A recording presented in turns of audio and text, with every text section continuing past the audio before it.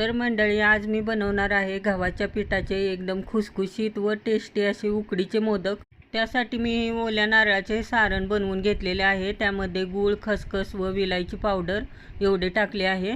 आता पीठ मळण्यासाठी मी एवढे गव्हाचे पीठ घेतलेले आहे। हाफ वाटी रवा, थोडीशी हळद, चवीपुरते मीठ आणि 3 चमचे तूप टाकलेले आहे। त्यामुळे आपले मोदक शेवटपर्यंत मऊसूद राहतात। दुसऱ्या दिवशी शिळा झालेला मोदक इतका टेस्टी आणि चविष्ट लागतो।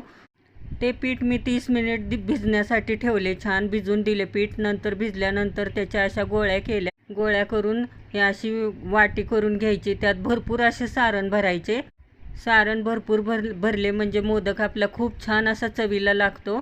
आणि तुम्हाला जसा आकार हवा आहे तसा तुम्ही देऊ शकता। तर मी आधी मोदक बनवून घेतले। नंतर मोदक बनवण्याचे पात्र होते, त्याच्यात मोदक टाकून असे सर्व मोदक बनवून घेतले। पाहू शकता किती सुंदर असे मोदक दिसत आहेत आपले। आता ते 30 मिनिट चांगले मोदक पात्राच्या चाळणीत उकडायला ठेवले। आणि खरेच सांगते, कणिक मळताना थोडासा रवा आणि तूप टाकले ना 2-3 चमचे, तर मोदक आपले खूप छान असे 2-3 दिवस मऊसूद राहतात। आणि खरे सांगू का, मला तांदळाच्या पिठापेक्षा गव्हाच्या पिठाचे उकडीचे मोदक खूप आवडतात। ते दुसऱ्या दिवशी खूप चवीला लागतात। तांदळाचे मोदक गरम गरम खूप छान लागतात, पण नंतर गार झाल्यानंतर एवढे चांगले लागत। आणि पाहू शकता आपले मोदक किती सुंदर दिसत आहेत। मी उकडलेले मोदक एका ताटात पानं ठेवून त्याच्यात काढून घेतली। तुम्हाला कोणत्या पद्धतीचे मोदक आवडतात ते तुम्ही कमेंट करून नक्की सांगा। आणि आवडल्यास मात्र एक लाईक करायला विसरू नका। धन्यवाद।